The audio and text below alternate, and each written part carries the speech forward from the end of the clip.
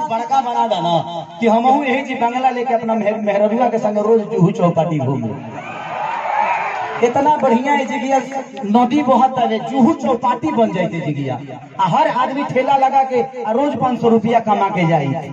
लेकिन का चिरकुट बड़ा से के बुझा दे कि छठ को बजा दो आ तनी हमने के बढ़िया से सब लोग झूम ली ना। छठ के माहौल चलता आ गई। अच्छा आइए आइए आइए मनीषा जी।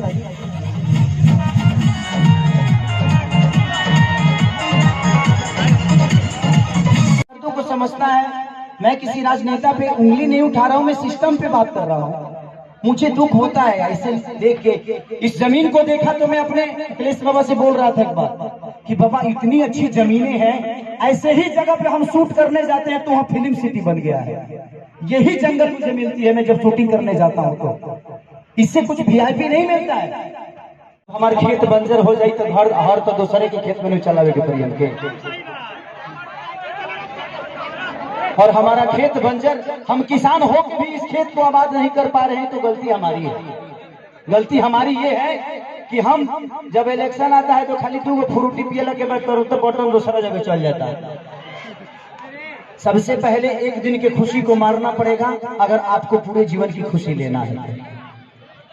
एक दिन की खुशी को जिस दिन आप मार दीजिएगा, अधिकार वो आपका नहीं है, वो आपके बच्चे का भविष्य है जो आपको तय करना है। पैदा करना ही बच्चों का भविष्य नहीं होता, शिक्षा देना ही भविष्य नहीं होता। ये बताइए खेसारी के बेटा बेटी अगर आप खेसारी का लगे पैसा बा तो अमेरिका में पढ़ा दिए, लेकिन सबका लगे सक्षम तो नहीं खे ना जब अपना बेटा बेटी का अमेरिका में पढ़ाई। तो बिहार में कितना लोग खेसारी बाजी, एक गो ना, एक गो खेसरिया बा। ये बताइए आज हमारे बिहार के नेता हैं, यूपी के नेता हैं, सबके अपने बच्चे कोई अमेरिका में पढ़ता है, कोई लंदन में पढ़ता है, कोई मॉरिशस में पढ़ता है। किसी किसान का बेटा कहाँ पढ़ने जाता है? क्योंकि उसकी क्षमता नहीं है। क्योंकि इन लोगों ने अगर यहीं पे स्कूल दिया होता तो इनके भी बच्चे यहीं पे शिक्षित हो जाते। लेकिन इन्होंने जब अपने बच्चे का भविष्य तय नहीं किया तो हमारे बच्चों का भविष्य तय कहाँ से कर पाएंगे? अब ये बताइए कि यूट्यूब पर डाल दी तो लोग कहिए खेसरिया राजनेता हो गए। अब हम अपन दुखो ना कह सकिले। अच्छा हम नाजायज बोलते हैं चाचा। अभी बताइए खेसरिया जब अपना खातिर हॉस्पिटल नहीं बनवले तो गांव भर का इलाज कहां से कराई? तो जब ये हमारे नेता अपना इलाज कराने के लिए एम्स में जाते हैं, हमारे नेता अपना इलाज कराने के लिए बॉम्बे जाते हैं, विदेश जाते हैं, तो ये बताइए जब ये अपने इलाज के लिए अस्पताल नहीं खुलवाए तो हमारे इलाज के लिए कहां से खुलवा पाएंगे? मेरी उम्र आज 28 से 30 वर्ष की हो गई। 30 वर्ष से हो सकता है 5 वर्ष बाद मुझे होश आ गया होगा। 25 वर्ष से तो ऐसा ही देख रहा हूँ कि हमारा बिहार में बदलाव कुछ नहीं हुआ है। दारू बंद हुआ है तो अब मिलिए रहा। इसमें दोष हम सरकार को नहीं देंगे क्योंकि हमारे पास रोजी नहीं है। हम अपनी रोजी ढूंढते हैं, वो चाहे हमें नशा में मिले या बुराई करके मिले या किसी का मर्डर करके मिले। हमारे पास अगर रोजी होती, हमारे पास काम होता, हमारे पास किसी का विश्वास होता तो शायद आज हम भी बेकार नहीं होते। किसी फैक्ट्री में अपने ही जिला में, अपने ही गृह जिला में, अपने ही घर में काम करते। तो जब इंसान बेकार होता है तो गलत काम करता है। तो गलत काम तभी होता है जब इंसान फुर्सत में होला। गलत काम हो टाइम ना मिले सही बात तो तार गेहूं के दवरी आई तो तू दूसरे के टिकुड़ा तुझे जीवो अपन गेहूं तो ही बना। तो जब हमारे पास अपना वर्क होता, हमारे पास फैक्ट्रियां होती, तो आज हमारे भी घर की औरतें अपने पति के साथ रहती। ये अपने पति के लिए तरसती नहीं कि होली में आएंगे तो दीपावली में आएंगे। आज हम अपने बच्चों के साथ होली मनाते, दीपावली मनाते। हमें दीपावली मनाने के लिए किसी का परमिशन लेना पड़ता है, किसी से लेटर देना पड़ता है कि सर हमको जाना है अपने बीवी के पास, छठ आ गया है। तो हमें तो त्योहार मनाने की भी आजादी नहीं मिलती है। ऐसे राज्य में हम पैदा हो गए हैं। हमें ऐसे राज्य से नफरत नहीं है, लेकिन यहाँ के सिस्टम से मुझे नफरत है कि यहाँ के सिस्टम हमें कहीं का नहीं छोड़ा, कहीं ले ही नहीं गया। इनका एक ही काम है कि जब बाढ़ आई ना, इलेक्शन के बाद हमें ये रोज मिली। अगर इलेक्शन बा जहाँ बाढ़ आई कि चिवड़ा खात खात पेट मॉल हो जाए, खूब खाए बरो चिवड़ा, लेकिन यही इलेक्शन बीतते ही एक भी आदमी हाँ जो आपकी दर्द, लेकिन हमें वहां मिलता है क्योंकि वहां के सिस्टम ने उस जगह को बनाया है। व्यवस्था तो हमनी के बनावे के पड़ी। साल अच्छा 5 साल में एक बार मौका मिला, वो करो में हमें फ्रूटी पे घा जाइए सब, कहां से व्यवस्था के दे दी। हमें अपने आप को बदलना पड़ेगा। आपको बदलने के लिए आपको अपने आप को बदलना पड़ेगा, तब सिस्टम बदलेगा, क्योंकि सिस्टम चलाने वाले आप हैं। आप उनको अधिकार देते हैं सिस्टम चलाने के लिए। तारा पैसा से फॉर्चूनर पर खेसारी लाल चढ़े, खेसारी के कल से सुनल बंद कर दे। खेसारी का औकात नजर आ जाए कि खेसारी तो कितना बड़ा स्टार हुआ। मैं अपनी बातें कर रहा हूं।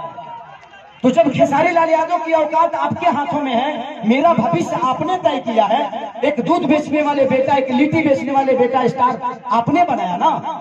मेरे पिताजी कभी मेरा सिनेमा नहीं देखते हैं, लेकिन आप लोग अपने बेटा के लिए अपना हाथ तक फाड़ लेते हो, तो मेरे बाप से बढ़ के आप सब होते हो, इसीलिए मैं हमेशा आप सबसे प्यार करता हूं। मैंने अपनी जगह पहचानी, रास्ते खत्म नहीं होते हैं, जहां खत्म होते हैं वहीं से एक दूसरा रास्ता बनता है। वो आपको चुनना है कि आप जाना कहां चाहते हो। एक पत्थर भी विश्वास क्यों जगा देता है। हम राम को क्यों पूछते हैं यार? पूछने का कारण है कि राम ने कर्तव्य किया है, और हम पत्थर में भी भगवान ढूंढ लेते हैं। और हम इंसान होकर एक इंसान को नहीं बदल सकते क्या? हम अपने बच्चों का भविष्य तय नहीं कर सकते? पत्थर में विश्वास ढूंढ लेते हैं, लेकिन हम किसी नेता में अपना भविष्य नहीं ढूंढ पाते हैं, क्योंकि हम फ्रूटी पे बिकते हैं। हमें फ्रूटी छोड़ना होगा। 5 साल बाद मौका होता है, ऐसा काम कर दो कि आदमी लोग बन जाओ, अपने आप समझ में आ जाए कि नेतागिरी का होना। हर आदमी के लिए बात करता हूं। मैं देखा तो मुझे दुख हुआ कि इतने सारे जमीन के बावजूद, मैं किसी सरकार पे उंगली नहीं उठा रहा हूं, लेकिन मैं बातें बोलता हूं कि अगर मेरी बातें यूट्यूब के माध्यम से कहीं ना कहीं तो चलिए जाए, हम जाना चाहिए। लेकिन मैं यही कहना चाहता हूं सरकार से कि यहाँ 5000 एकड़ जमीन है, 100 एकड़ में एक फिल्म सिटी बना दो यार, कि मैं अपने भाइयों के साथ यहाँ शूटिंग करने आऊं। अगर मुझे लगता है ना, अगर यहाँ पे फिल्म सिटी 100 एकड़ में बन गया तो बिहार की सबसे खूबसूरत ये जगह होगी। ये मेरा दावा है, ये मैं जानता हूं। और पूरी दुनिया यहाँ पे आएगी शूटिंग करने, चाहे वो सलमान खान हो, अमिताभ बच्चन हो या अक्षय कुमार हो। खेसरिया के तक घर है तो झड़ो फिरे खाती चले।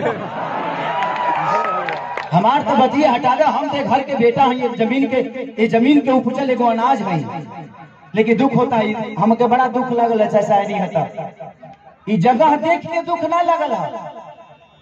इतना सुंदर जगह बाने, ओकरा बावजूदो हमनी के अपना जमीन पर फसल नहीं किसे होगा पावत। ये हमनी के ब्रह्मणा बा, हमनी के कितना तकलीफ में बानी जाए। आप पिता है, क्या कहूँ? अरे वो तो बहुत दूर की बात कह दीजिए। वो हम लोगों को चलने के लिए रोड नहीं मिल रहा है।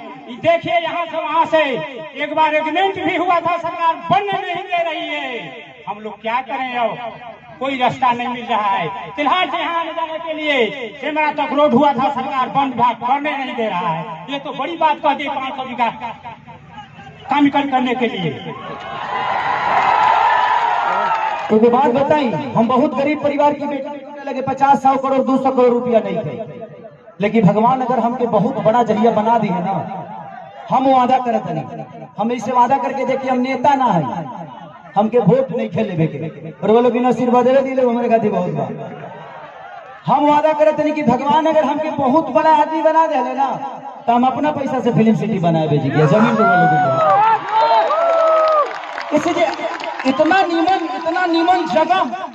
नीमन जगह हम साउथ में, अभी साउथ के सिनेमा करके नहीं है, इतना नीमन जगह हमके साउथ में ना मिला।